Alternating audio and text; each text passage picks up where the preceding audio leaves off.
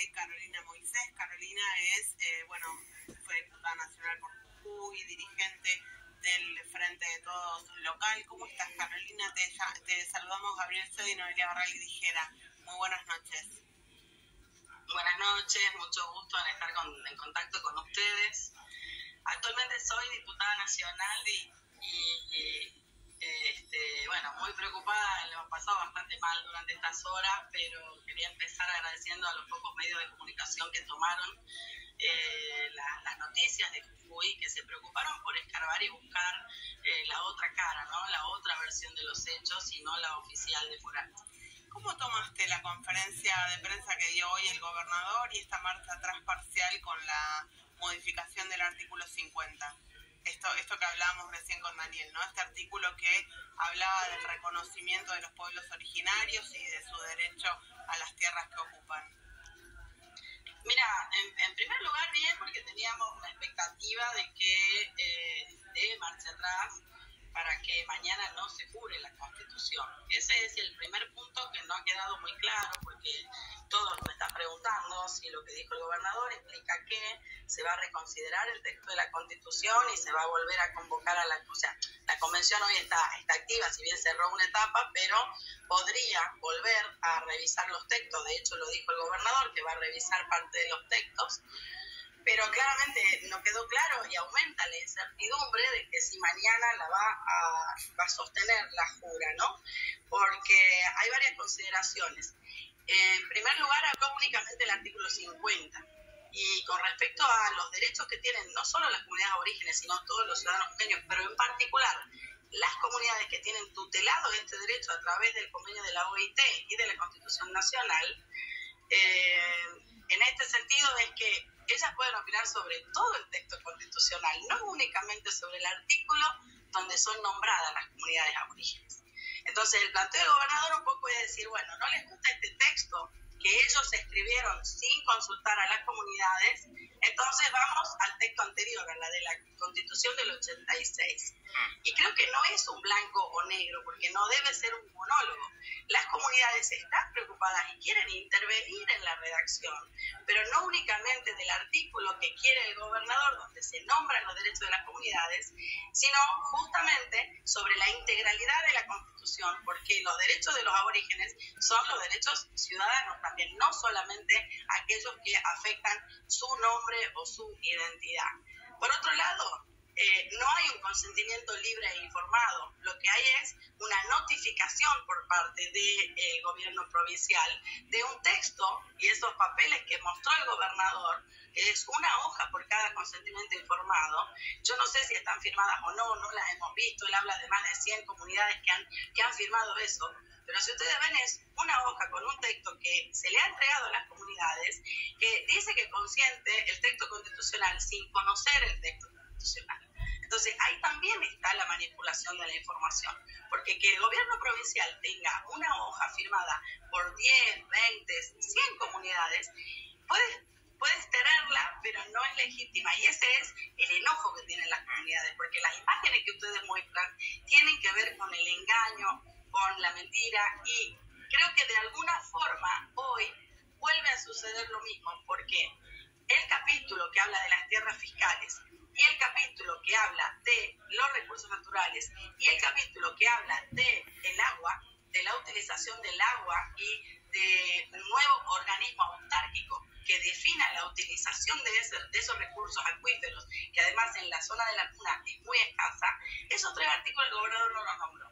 Y qué casualidad, son justamente los 3 artículos que afectan efectiva y definitivamente la posesión de las tierras, Carolina, de las comunidades. Contanos, ¿qué dicen esos artículos? Por supuesto, lo más sencillo que puedas, en el nuevo texto constitucional. El capítulo de las tierras fiscales determina la facultad del Estado provincial para definir y decidir sobre esas tierras fiscales. Las 400 casi comunidades aborígenes que tiene Jujuy, su propiedad de tierras comunitarias figuran en el registro inmobiliario como tierras fiscales.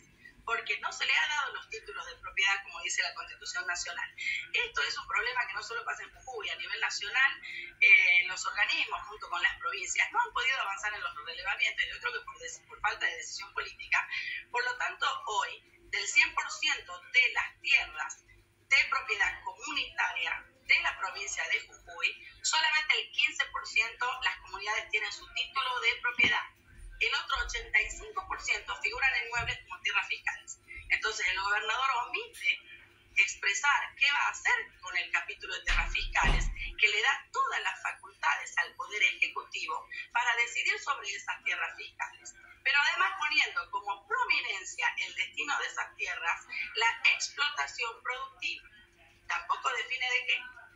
El segundo elemento, que es el segundo capítulo que les planteo, del tema del recurso del agua, que eso afecta a todas las comunidades, pero en realidad afecta a toda la provincia de Jujuy, más allá de que hoy las comunidades hayan tomado esto como una bandera. Esto debería ser preocupación de todos los productores agropecuarios, de todos los emprendedores. Hay que reconocer que Jujuy es una provincia eminentemente agropecuaria. Pero puntualmente con la Puna, ¿qué pasa? La Puna está a 3.000 a 4.000 metros de altura.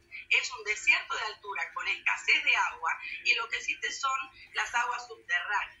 Entonces, acá está el tercer elemento, porque en ningún lugar de la Constitución de la provincia nombra la palabra litio. En ningún lugar de la reforma de Morales nombra la palabra litio. Y sin embargo, se generan las estructuras administrativas y jurídicas para permitir la explotación indiscriminada y la utilización del agua. ¿Y por qué el peronismo termina votando a favor de esta reforma?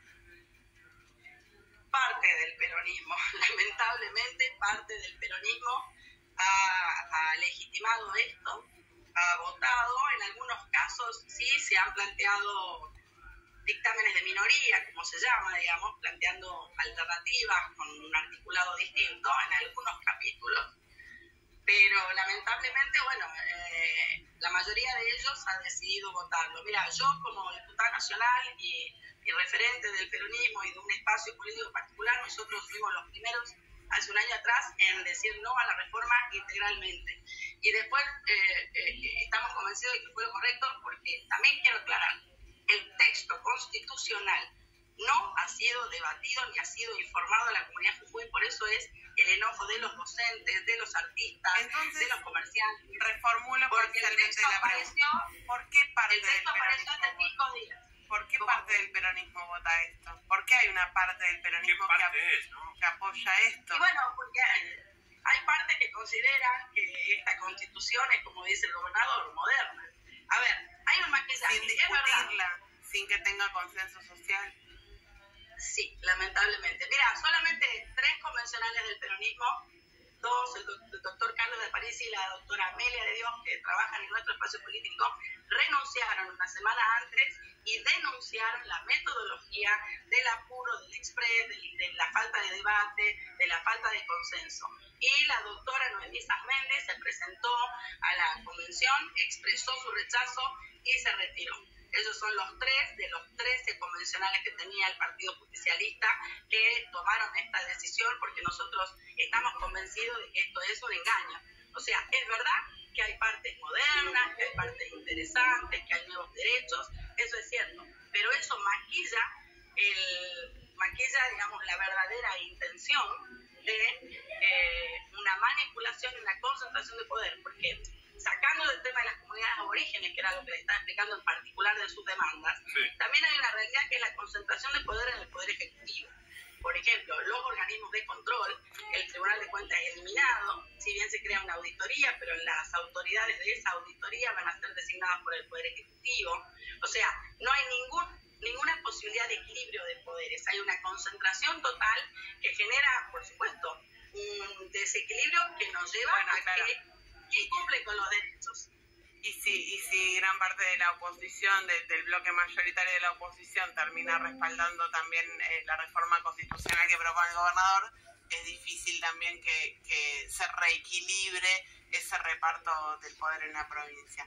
Caro, nos estamos quedando sin tiempo, pero te agradecemos muchísimo estos minutos, clarísimo el detalle que nos diste de la situación allí en Jujuy. Muchísimas gracias. Gracias a vos, ¿no? Y gracias a la producción. Gracias.